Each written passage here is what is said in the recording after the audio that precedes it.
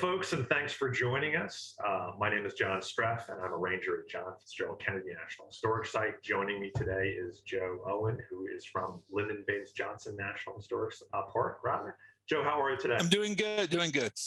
Good to see you. And as folks are well aware, we are doing a series of episodes entitled The New Frontier and the Great Society, an examination of the lives, presidencies, and legacies of JFK and LBJ. We've spent the last couple episodes focusing on the presidencies, first of John Fitzgerald Kennedy, and then moving on to LBJ. Today, we're going to focus exclusively on the issue of civil rights. And today's episode is called We Shall Overcome, the Civil Rights Legacies of JFK and LBJ. So we're going to jump right into things here.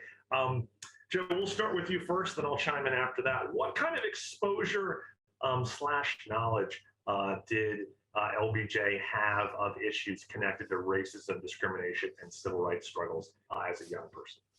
Well, when Lyndon Johnson was born in 1908, it was just less than 50 years before the end of the Civil War. And Reconstruction definitely had an imprint on the Texas Hill Country. And as a young man, growing up in the Texas Hill Country, LBJ saw prejudice with his father's workers. Sam Johnson, like I said in previous episodes, Sam Johnson was a farmer at what is today the LBJ Ranch, and Sam had to hire poor migrants, Mexican migrants, and he saw how tough their life was. He saw how discriminated against they were.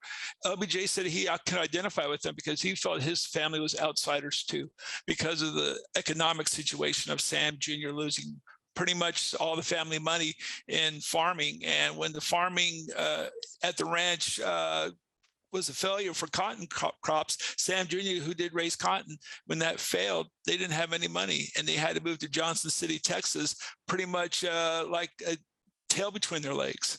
And with society at the time, people in Johnson City, they knew Lyndon Johnson's mother, Rebecca, was a teacher, but they said she put up airs that she thought she was better than everybody else. And so when the family lost money, they were chastised, they were outcast, and Lyndon Johnson never forgot that. He thought he said he could identify with minorities because they were outcasts. They were not part of society. And he felt like he wasn't either. He understood about the educational parts as well. Minorities did not get overall, they did not get a high quality education from what Lyndon Johnson was saying. Like I said, when he was a principal before he graduated from Southwest Texas Teachers College in San Marcos, he was a principal at a school down in Cotulla, Texas. He understood how disadvantaged it was for these Mexican children to learn. He had to buy necessities, lunch and food out of his own pockets for these kids. And he saw firsthand how prejudice was. He lived it, he said. His father, Sam, was a state senator. He went with his father, Lyndon Johnson did, throughout these small towns in Texas, and he saw prejudice firsthand. And his father's influence on the civil rights for everybody. Sam Johnson Jr. was a proponent of civil rights in the South, when it was definitely not the thing to be vocal about. And he didn't care. That influenced Lyndon Johnson. It really did throughout his life. Lyndon Johnson was politically savvy enough, though, and I hate to say it, it's not an excuse, but he kept his mouth shut about civil rights for a large extent of his congressional career. And so when the civil rights bill came up and he wanted to pass it, it was a big shock to everybody. It's a big shock to his fellow senators. They never knew that Lyndon Johnson was so passionate about it. He might have made some rumblings, they thought, but they never thought in a million years that he would ever try to have a civil rights bill passed. But he got on board in the previous episode, like we said, he got on board President John Kennedy's civil rights agenda.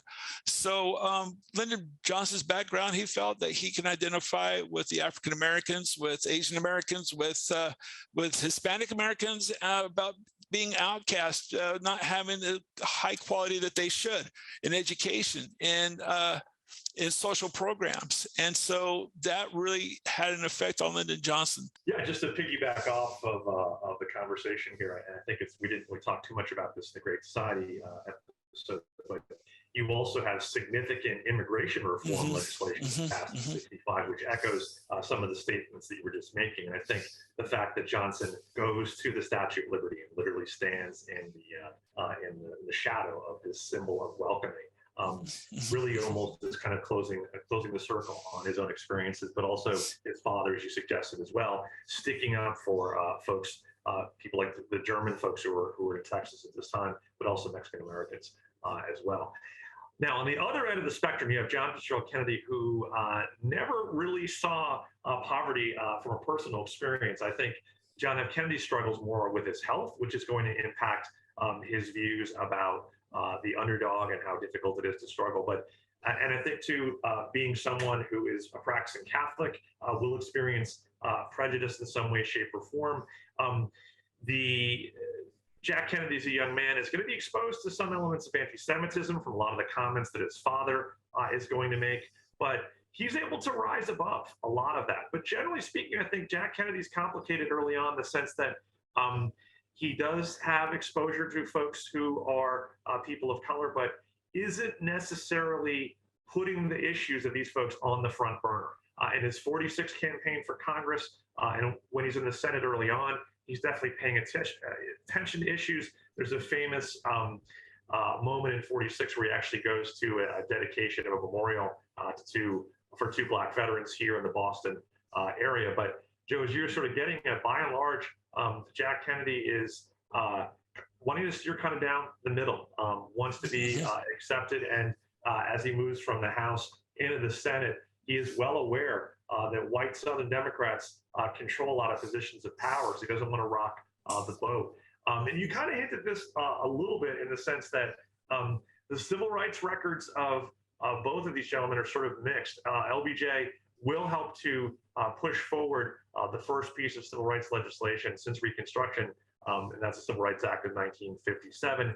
Jack Kennedy will kind of have a mixed voting record on that. So it's kind of looking at his own political fortunes. But they needed to send federal troops. And so to his credit, he is going to use the power of the federal government and begins to realize, and I would argue, by the time we get to the spring of 1963, between the political pressure that's being placed in the administration by Black folks and whites who are sympathetic to what's going on, and also him witnessing things that are happening in Birmingham, where you have young people who are literally being forced, sprayed down by being attacked by German shepherds put out there by Bull Connor, that much like many other Americans, he begins to recognize that things need to change. And so you have that very famous speech that he's going to make on June 11th, 1963, where he frames, and what's interesting about this speech, Joe, and you probably know this, is that the speech is largely improvised. He writes elements of it. Ted Sorensen helps him out. But if you watch the speech, and it's not particularly long, you can see him speaking from the heart and very much frames the issue of civil rights as a moral issue. Not looking at it from a legal standpoint, but calling on people across the country to put themselves in the place of those folks who have been discriminated against. Place themselves in the place of folks who are not, as you were talking about a few moments ago, not experiencing the full elements of what it is to be a United States citizen. And again, he makes this speech, and it's definitely a transformative moment. Of course, you have the March on Washington in August of 1963. And then, of course, he'll be assassinated in November of 1963. So you have that legislation get introduced, but then get stalled, right? And as a result of that, you have a situation where LBJ has to step up and deal with it. One point I wanted to make, there we go. One point I do want to make is, and Joe, I'm curious to your thoughts. Sure. LBJ actually makes a really interesting speech in Gettysburg, Pennsylvania. Yes, he does. And so I don't know if you want to talk a bit about that in terms of kind of setting the stage for not only John F. Kennedy's address, but to a certain extent, it connects quite well with what Dr. King says in August of 1963. You bet. When John Kennedy was there shortly before he was killed in Dallas, he was at the 100th anniversary of the Battle of Gettysburg, and that's when Abraham Lincoln made a speech in November of 1863. And I think Lyndon Johnson took advantage of that, about all men are created equal, that kind of thought, that kind of philosophy. And Lyndon Johnson did go to Gettysburg because he was during the Civil Rights Movement, and he understood how powerful figure Abraham Lincoln was with acknowledging and abolishing slavery, the 14th, 15th Amendment. And he wanted to prove a point that he was also a speaker for Abraham Lincoln, that he was carrying the mantle of the Gettysburg Address, the 7 years, the great nations shall not perish from this earth. And Lyndon Johnson tied that in with civil rights, I believe. He wanted people to understand that having a great country, it meant equality for all. It meant opportunities for all, because that way everybody could take advantages of having a prosperous life. And the Gettysburg with President Kennedy and with President Johnson, there's no more a perfect place than to talk about civil rights than the battle that would turn the tide of the Civil War to the North, to the United States against the Confederacy. And Lyndon Johnson was very keen aware about the South's sensitivities about that as well. And so with the speeches about at Gettysburg, he wanted to have the attention about talking about civil rights. And there's no more of a better place than to have it there than at Gettysburg National Military Park. Yeah, well said. And I have a brief excerpt of the speech. And I would encourage folks to go and read the speech itself. But part of the speech, he says, this is Lyndon Johnson, this is May 30th, 1963. Until justice is blinded to color, until all education is unaware of race, until opportunity is unconnected with the color of men's skin, emancipation will be a proclamation, but emancipation will not be a fact. So, Joe, you were kind of getting that a moment ago. He's talking about the fact that 100 years prior, you have the Emancipation Proclamation, which frankly doesn't end enslavement, right? But gets the ball rolling in that regard. But again, you can see some great connections here to what Dr. King says in August of 1963, where he talks about 100 years later, using his language, the Negro is not yet free. We stand in the symbolic shadow of this man. So again, what I love about the language and rhetoric of President Kennedy, President Johnson, and Dr. King is you see these men who are keenly aware of not only the power of language, but also aware of history and how that history very much connects with the present, and how we can use that history to make changes for folks going forward. So we talked in the previous episode about why Johnson chose civil rights in the immediate aftermath of President Kennedy's assassination. And ultimately, you do have the passage of the Civil Rights Act in '64, and as we've talked about previously, the Voting Rights Act of 1965. Yeah. So, Joe, from your perspective, what are the long-term legacies of both the Civil Rights Act of '64 and the Voting Rights Act of '65? We have come a long way, but we still have so much longer to go. The Voting Rights Act is reflective in the politics of today, with the reconstructing of voting districts, with a lot of people believe that the Voting Rights Act is being restricted now, that Lyndon Johnson's dream of everybody being able to vote is being violated by, one political party or another. And so it's direct correlation today. 50, almost 60 years later, it's still being felt. And civil rights, with what was going on a few years ago with marching in Charlottesville, Virginia, about, hot button issues about monuments and about beliefs of the lost cause against, what is realities today. And it's just, it never is going to stop, I don't believe, until I don't know I don't think it will ever be a final achievement of equality. And I know Lyndon Johnson, one of our questions that we ask people when I give interpretation of the Texas White House, I say, do you think Lyndon Johnson would be saddened, or would he be emboldened, or would he kind of just say, well, this is what I kind of expected about what's going on with civil rights today, with the restricting of voting rights, with, voting, people not believing that the vote counts. People are saying that it's fraudulent. I don't know if Lyndon Johnson would, I think he probably would say, well, yeah, that's probably the way I would think about it. I mean, he probably would think, well, it doesn't surprise me whatsoever, because he saw the political realities. In 1964, Lyndon Johnson would say that he knew that the Voting Rights Act was going to lose the South to the Democratic Party for 100 years. It was kind of in the movie On the Way with Bryan Cranston, who plays Lyndon Johnson. He tells Vice President Humphrey, "This is not a cause for celebration. I just know that I just lost the South to the Democratic Party for 100 years."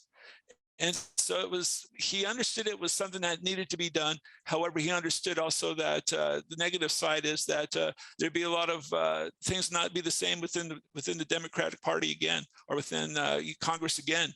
But it's something that he would have to do. He knew there was no other way but to get a civil rights bill passed. Like I said, he was a person that was directly affected by being an outsider, and so he understood, or he believed, he emphasized with minorities who were outside society, and it was a big influence on Lyndon Johnson. I think those are all great points, and I think, as you were suggesting too, that for folks who are looking at American history, you sort of, obviously the fights for civil rights is going on even before the nation is founded, right? When you have folks who are being subjugated, whether they're being brought here in chains or whether you have indigenous people who are losing their land, the conversation about that is ongoing. And I think it's sped up as a result of the Civil War. You have the period of Reconstruction that, as you said a moment ago, put the 13th, 14th, and 15th Amendments on the docket. But then simultaneously, it's really the Civil Rights Act of 64 and the Voting Rights Act of 65 that began to make those rights real. I think one of the key pieces, and one of the things I stressed with not only visitors, but also my students when I'm teaching the rest of the year, is that even though you have the 19th Amendment of the Constitution that's passed in 1920, where women get the right to vote, that's white women by and large. And so for African Americans, they're not, African American females rather, and indigenous women, they're really not going to have the right to vote until 1965. So those are sort of key pieces there. And Joe, as you said, the discussion goes on, whether it's Supreme Court decisions or gerrymandering or what have you. And I think, as we were kind of getting at a few moments ago, you have a situation where this is where the past and studying the past is so important. It's so important to understand all the various stories about how these folks have done the thing. So, Joe, that's about as much time as we have for today. I think folks are well aware there's a lot of great things to read and to listen to about civil rights. One thing I encourage folks to do is there's a great interview that Walter Cronkite did just a few months before Lyndon Johnson passed away in 1973. You can find that on YouTube. And Johnson talks a lot about civil rights. It also has Johnson interacting with civil rights leaders in 1973. And I would argue, from Johnson's perspective, that is his biggest legacy. So I want to thank you folks for joining us today. We have one more episode left. Next time we'll be talking about the establishment of the national park sites and the presidential libraries and museums. So thanks for joining us. Take care of yourselves, and we'll see you next time.